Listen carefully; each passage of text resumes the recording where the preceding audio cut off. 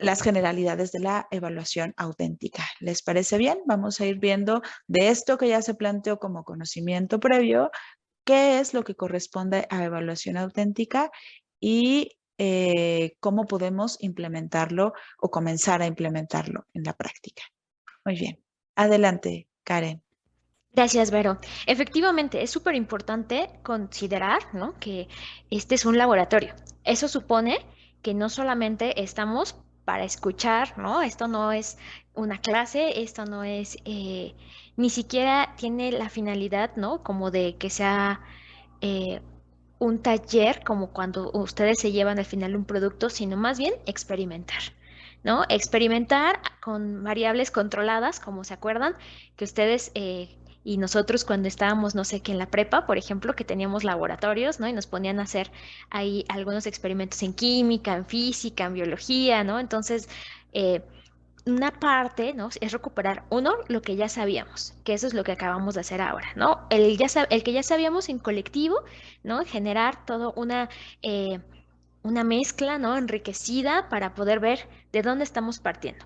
Y ahora sí, ¿no? Alguien de ustedes me preguntará, bueno, Karen, ¿y en dónde empieza esto de que es auténtica o por qué es auténtica? ¿Cuál es la autenticidad y cuál es la pirata o qué está pasando, ¿no? Entonces, yo les voy a compartir un material que puede servir de consulta para, bueno, en este momento me encantaría que sirviera de consulta y posteriormente, si les sirve, si les funciona y si les ayuda, pues que se lo queden, ¿no? Se los voy a pasar acá por el chat de Zoom, pero también los voy a proyectar para que vayamos avanzando en conjunto. ¿Qué les parece, no? Si tienen la posibilidad, si no están conectados desde un celular o desde algún dispositivo que tenga como esta limitación, si no están desde su compu, creo que va a ser un poco más sencillo y si no, no se preocupen, de todas maneras, aquí se los vamos platicando. Esta es una imagen interactiva con la intención de presentarles como las grandes características, a grosso modo, de qué es la evaluación auténtica y por qué se llama así, ¿no? Para empezar, bueno, no sé ustedes, a mí me llamaba mucho la atención cuando conocí este concepto que decía auténtica y pues que las otras no lo son, ¿no? Como lo que les decía hace un momento, ¿qué está pasando con esto, ¿no? Entonces, bueno, les voy a compartir mi pantalla para que podamos ver en conjunto de qué va la evaluación auténtica. Les voy a poner aquí, ¿no? La evaluación auténtica quiere decir que es realista, que requiere juicio, pero también innovación, y que cada estudiante tiene que construir el tema, no solamente nosotros como docentes. Se imaginarán que pues esto viene, ¿no? Es producto también de el aprendizaje activo, ¿no? Replica o simula contextos, ¿no? Porque son probados en el lugar, que evalúa la capacidad del estudiante para utilizar de manera eficiente y efectiva un repertorio de conocimientos y habilidades para negociar una tarea compleja. Esto quiere decir que vamos a empezar a considerar también las características de cada estudiante, el desarrollo de sus conocimientos y habilidades, pero también aplicarlos en distintas situaciones. Propiciar estas oportunidades para ensayar, practicar, consultar recursos, obtener realimentación, ¿no? Y refinar actuaciones y productos. Esto quiere decir que no queremos evaluar que se lo sepan de memoria, no queremos evaluar que hayan estudiado hasta el amanecer un día antes del examen, sino buscar formas enriquecidas de poder evaluarlos, no solamente para ver nosotros qué han aprendido ellos, sino para que ellos por sí mismos aprendan de la misma evaluación. Por eso comenzamos con estas dos grandes preguntas. Una de las características esenciales de la evaluación auténtica es que es multicriterial y esto lo tenemos que tener en cuenta porque ahora que estemos con los simuladores vamos a requerir de una gran variedad de instrumentos. Esto quiere decir que no necesariamente tenemos que utilizar uno solo o un tipo de instrumento solito, que pueda ser pública, participativa y transparente. Es decir, la evaluación auténtica, lejos de ser el momento, ¿no? El juicio final, ¿no? El momento estelar del docente donde ahora sí nos vamos a ver las caras. No, no, no. Esta va a ser un proceso general desde el día 1 hasta el último día, en donde todos y todas van a colaborar, que sea transparente, que los criterios no tienen por qué estar ocultos, no tienen que ser sorpresa, ¿no? No les tienen que brincar así, a la mitad del camino, sino más bien que lo conozcan desde el inicio, que sea formativa, esto es a lo largo de todo el proceso de formación, para que ellos vayan teniendo una información de cómo van. Eso sí, que implique tareas complejas, ¿no? La memoria es súper útil, yo no la satanizo porque vaya que la memoria es una habilidad, ¿no? Fundamental para el ejercicio, pues, de muchas de nuestras actividades diarias. Sin embargo, va a requerir también, como les decía, juicios, la toma de decisiones, el implementar algunas actitudes, ¿no? También como parte del aprendizaje, no solamente el contenido puro y duro de la asignatura. Y, por supuesto, actividades en contextos realistas. No sé si ustedes recuerdan estos ejercicios de los libros de matemáticas de Juanito compró 500 sandías, ¿no? En realidad, ¿quién compra 500 sandías, no? Vamos a ser realistas. Estos ejercicios, aunque podrían estar apegados a algunas realidades, ¿cuánta gente conocen que compré 20 kilos de naranjas en una ida al mercado, ¿no? Entonces, ahora imagínense esto, pasarlo a educación media superior o superior. Imagínense en superior, ¿no? Si esto lo extrapolamos así, ¿no? De exagerados son nuestros ejercicios, pues evidentemente que si nosotros mandamos a nuestros estudiantes a comprar sandías, no van a comprar 50 sandías, ¿no? Entonces, ¿cómo van a tomar una decisión si nosotros mismos los estamos descontextualizando tanto de su realidad? Ujú. Este es un ejemplo, bueno, reducido al absurdo, pero vaya que puede pasar, ¿no? A veces mis estudiantes, ¿no? De licenciatura me decían, es que nos pintas como una realidad muy perfecta donde tienes todos los insumos, todas las condiciones óptimas para poder tomar una decisión, para hacer una planeación, para hacer un diagnóstico. ¿Y qué pasa si no te quieren dar la información? ¿Y qué pasa si no hay tiempo suficiente? ¿Y qué pasa si no hay dinero para hacerlo? Ah, eso es una situación compleja, ¿no? Eso es lo que también tenemos que considerar para generar situaciones en nuestra evaluación auténtica. ¿Por qué hacer una evaluación auténtica? Bueno, la evaluación auténtica implica varias cosas, ¿no? Como medidas directas, esto quiere decir que, como les decía, no solo queremos que se aprendan el contenido, sino que sepan implementarlo en realidades complejas, que es la realidad que a todos pues nos rodea, ¿no? Las evaluaciones auténticas capturan la naturaleza constructiva del aprendizaje, es decir, los contenidos están hechos para compartirse, para, para vincular, para poder hacer crítica y para poder hacer análisis. Entonces, lo que buscamos con una evaluación auténtica es precisamente que a lo largo de la evaluación obtengamos información, porque esa es como la finalidad última de la evaluación, es obtener información, pero que esa información nos sirva a todas y a todos, no solamente al docente, no que les caiga el cincote al final del semestre, ya nada más que lo vean cargado en el sistema y que no tenían ni idea de cuánto iban a sacar, ¿no? Porque eso la verdad es que no ayuda a construir el aprendizaje, sino que más bien entre todas y todos vayamos tejiendo este proceso. Además, brindar múltiples caminos para demostrar el aprendizaje. No todas somos iguales, no todos somos iguales y no todos se nos da de la misma manera la adquisición, ¿no? De estos contenidos, el desarrollo de estas habilidades, y se vale ser diferentes. Todos tenemos distintas habilidades y, sobre todo, que el demostrar el aprendizaje de distintas maneras nos va a ayudar precisamente a esta construcción colectiva del aprendizaje. Acá, ya de manera como un poco más pausada, con más calmita, pueden revisar en los botones morados con el signo de más, un poquito más extendida la información, ¿no? Ya en extenso, la información que tiene que ver con esto, ¿no? No solamente lo que yo les estoy platicando ahorita, sino para que ustedes lo puedan ir consultando posteriormente. Ujú. ¿Cuál es la importancia de no dejar que el estudiante se vaya solito ahí en su camino, sino más bien estarle dando una realimentación constante? Bueno, parte del esencial, así, nodal, angular de la evaluación auténtica es la realimentación, ¿no? ¿Por qué? Porque va a ayudar a aclarar lo que implica un buen desempeño. Sí se vale, claro que se vale decir, esto es un buen desempeño, estos son los criterios que yo espero, estos son los estándares que estamos esperando y los objetivos de aprendizaje, porque es verdad, aunque tengamos distintos caminos para demostrarlo, sí requerimos que las y los estudiantes logren en los objetivos de aprendizaje. Por supuesto, también una de las cosas a las que ya nos comenzamos a acercar con el ejercicio del World Café es la facilitación del desarrollo de la autoevaluación.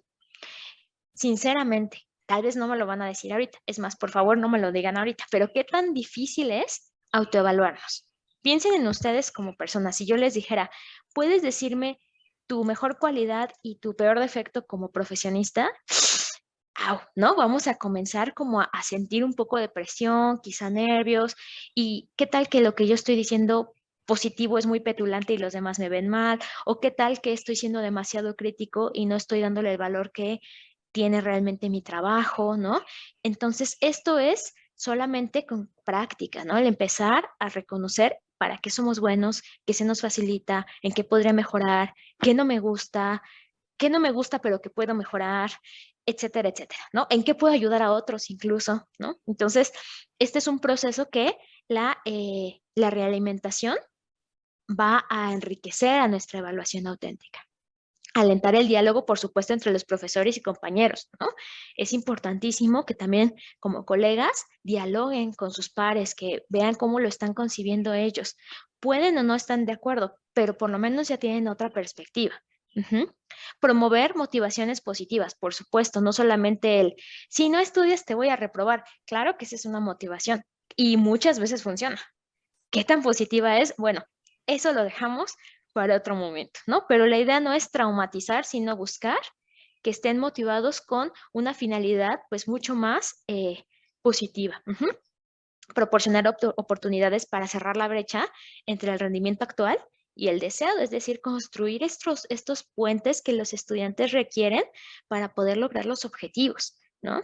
Y por supuesto que también que nos proporcione información a los y las docentes para poder utilizarla y ayudar a estructurar nuestra enseñanza, es decir, hacer la planeación de nuestras clases, de nuestras actividades, de la misma evaluación, etcétera. Ujú.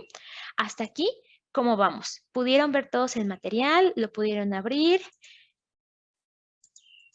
¿Todo bien? Sí, Perfecto. Muy Vamos, bien. vamos Eh, avanzando. Sí. Sí, nada más para sumar y complementar a lo que nos compartes, Karen, me gustaría hacer alusión a por qué seleccionamos esta imagen. Y bueno, hay una serie de estudiantes que están algunos sentaditos muy cómodamente ahí, pero también hay un iPad, ¿no?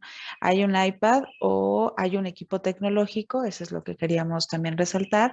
Hay un aspecto tecnológico, están los instrumentos tradicionales, lápiz, parece que hay papeles sobre una mesa, pero también hay un video ahí que está a punto de reproducirse. Y esto alude mucho a justamente una de las estrategias que nos compartían una colega hace un rato en relación con grabar un desempeño y después valorar y hacer este ejercicio de reflexión sobre ese desempeño. Y hay por ahí una serie de palomitas, ¿no? Si ustedes observan abajo del video, que está a punto de reproducirse, hay unas palomitas que hacen alusión a que hay una serie de criterios o indicadores que nos permiten pues atender a una serie de sistematización de un determinado desempeño, es decir, que ya se le ha dado ese valor A. Y aquí resalto la palabra desempeño porque la evaluación auténtica apela a esa generación de espacios en los que el estudiante va a ser evaluado lo más cercanas a la realidad. Eso es lo que queremos atender con esto, lo más cercanos a esa problemática que va a resolver en su profesión o que paulatinamente se va a ir acercando a resolver en su profesión, ¿no? Eso es muy importante que lo tengamos presente, porque en ese sentido la evaluación auténtica va a estar muy vinculada con la evaluación para el aprendizaje o la evaluación formativa, pero también hay que hacer alusión a que esto no se desconecta del todo con la evaluación del aprendizaje. Eso es muy importante tenerlo, porque a veces hacer esta diferenciación entre un tipo y otro nos hace un poco de ruido, porque si estamos trabajando con una, ya no trabajamos con otra, no. Significa que a cuál le vamos a dar más énfasis y a cuál va a ser nuestro fin al cual queremos llegar. Profesora Hilda, adelante.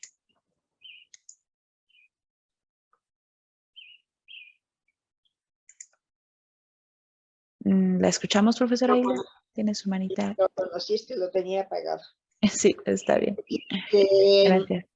Qué bueno que estás mencionando el hecho de a cuál vamos a hacer énfasis, porque fíjate que una de las cuestiones que a mí me preocupa muchísimo, porque sí está habiendo muchos recursos, nuevas estrategias, pero en la realidad no es tan viable.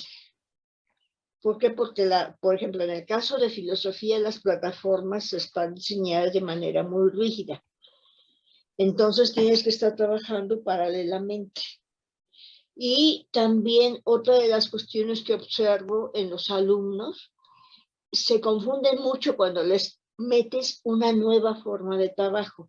¿Por qué? Porque arrastran también una rutina.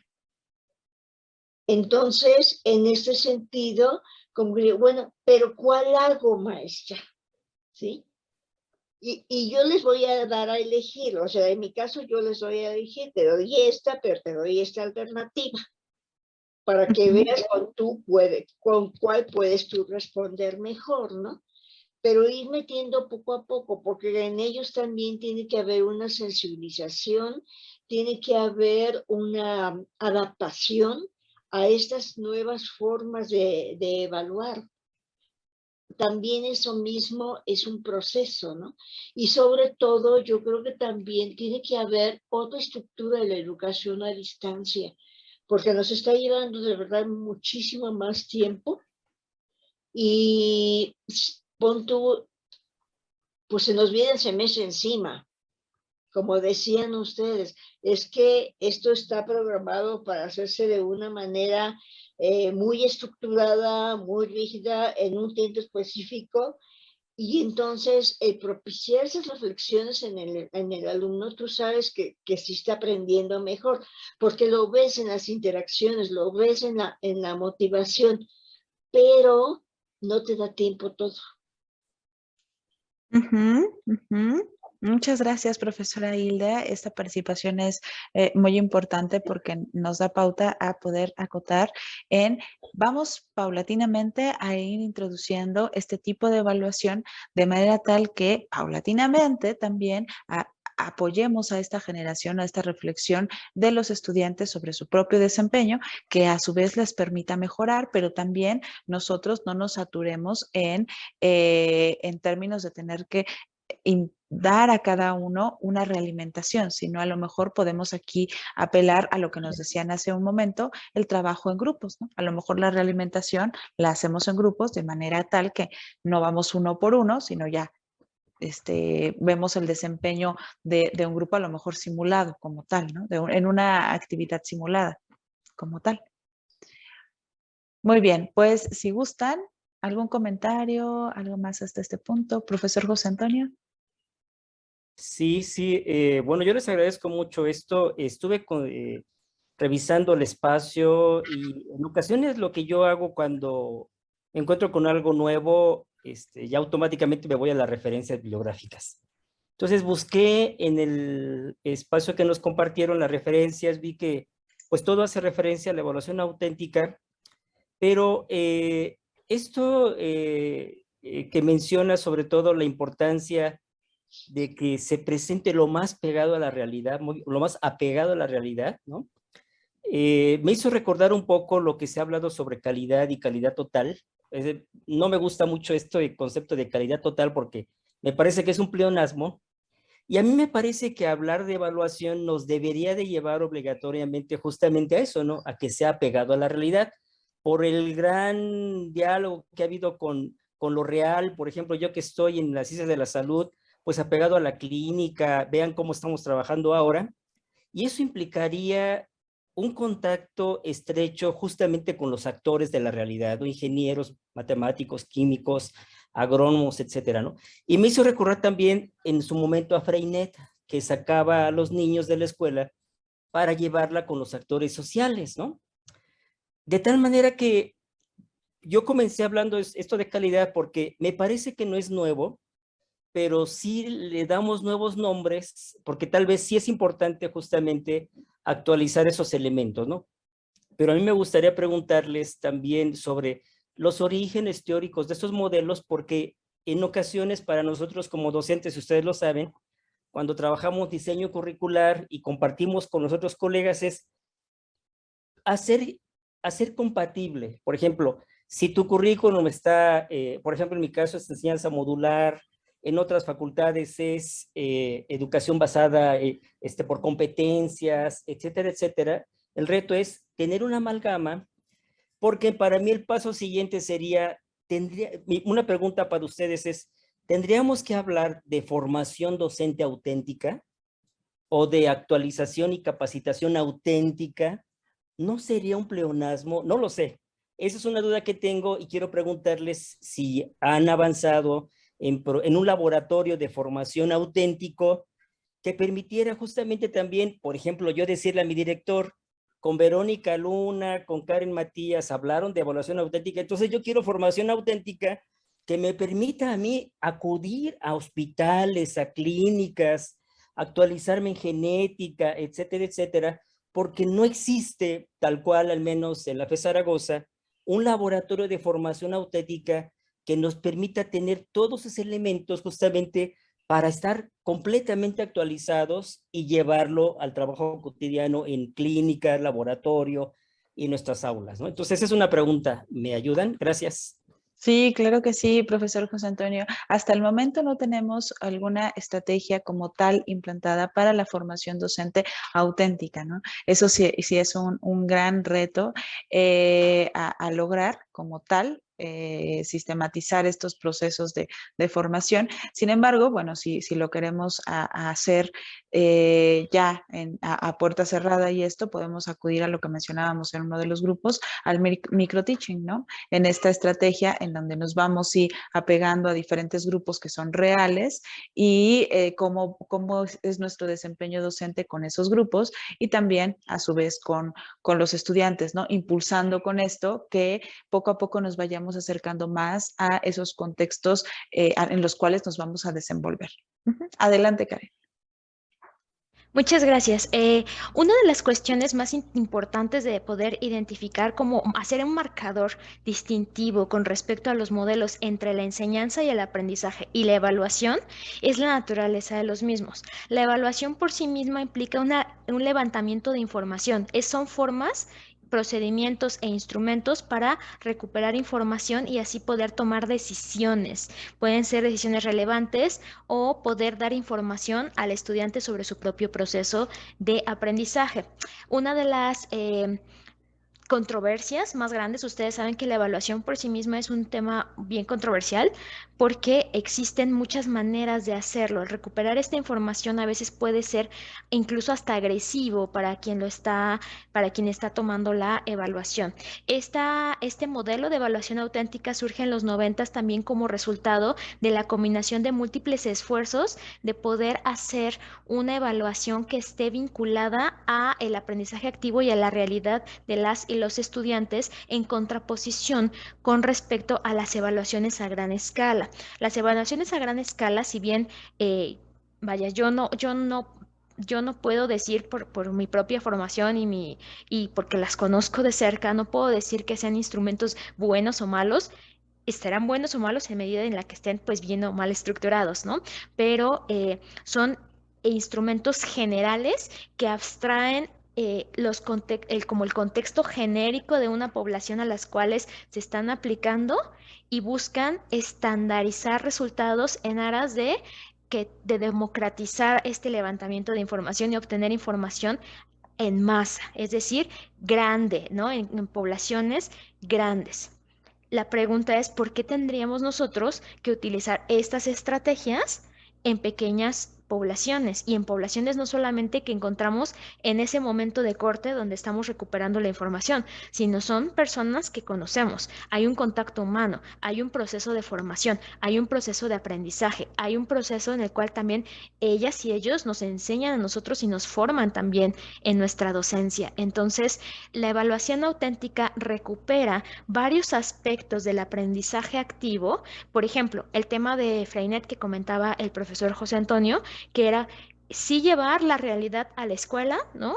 Por ejemplo, pensando en educación básica, que es donde encontramos más bibliografía con respecto a las escuelas Freinet, era hacer talleres y hacer mini conferencias. Y digo mini porque pues eran para los niños, ¿no? Eran como conferencias para chiquitos. Entonces era ponerlos a hacer el taller, ponerlos a sembrar su plantita, ¿no? Es decir, llevarlos a estas realidades complejas donde, ¿qué va a hacer un niño en el momento en que su plantita no está jalando, ¿no? Y que vea que la del otro sí. Ese tipo de experiencias, ahora llevada a recuperar información para educación media superior, para educación superior, es el poder hacer de una manera más artesanal esta forma de evaluar, esta intervención de la evaluación donde no solamente recuperemos información y tomemos la decisión, sino más bien vayamos construyendo con todos los actores involucrados para que sea un proceso transparente y sea un proceso despacito. Ajá, que el proceso de la construcción y del diseño de la estrategia se ha pensado en esta interacción cotidiana o vaya, una interacción continua donde nuestros evaluados tienen un rostro, tienen intereses, tienen disposición o falta de ella, tienen ciertas características que los hacen diferentes al siguiente grupo que vamos a tener, aunque estemos dando la misma asignatura. Entonces, la evaluación auténtica como tal se consolida el concepto en los 90s, que es de donde yo encontré la primer bibliografía, ¿no? Como finales de los 80s, principios de los 90s, y no es que sea un concepto nuevo, sino es más bien como recuperar varios elementos de distintos contextos y entender la diferencia entre las evaluaciones masificadas que también tuvieron un boom y tienen sus ventajas porque así podemos como sistemas educativos poder entender mejor en dónde estamos parados, pero también el poder entender de esta contraparte qué información requerimos. Ajá, requerimos solamente por medio de un examen o podemos recuperar información de otra manera. Entonces, no sé, profesor José Antonio, si más o menos vamos redondeando como la idea, ¿no? de esta evaluación. Y justamente para darle como un poco más de cierre, me gustaría compartir la última parte de esta imagen para que la podamos ver y que justamente entendamos que hay tipos de instrumentos de evaluación. Esta imagen no es exhaustiva ni recupera todas las posturas que hay al respecto. Sin embargo, creemos que aquí, bueno, para finalidades de este laboratorio, vamos a recuperar 3, que es la lista de cotejo, la rúbrica y el portafolio de evidencias, en donde les estamos dando marcadores genéricos para poder tomar la decisión de cuál nos convendría más y bajo qué contexto utilizarlo. Aquí igual en los botoncitos morados ustedes pueden ir checando la información. Y por supuesto que la bibliografía, bueno, es la bibliografía que nosotros hemos elegido para poder, digamos que seleccionar con nuestro marcatextos amarillo las ideas más importantes, pero no es la única que existe, ¿no? Entonces, incluso si ustedes tuvieran la inquietud de poder buscar más información y les gustaría compartirla con nosotros, a mí me encantaría recibirla porque creo que enriquecería mucho también la noción de lo que está pasando en las realidades de ustedes.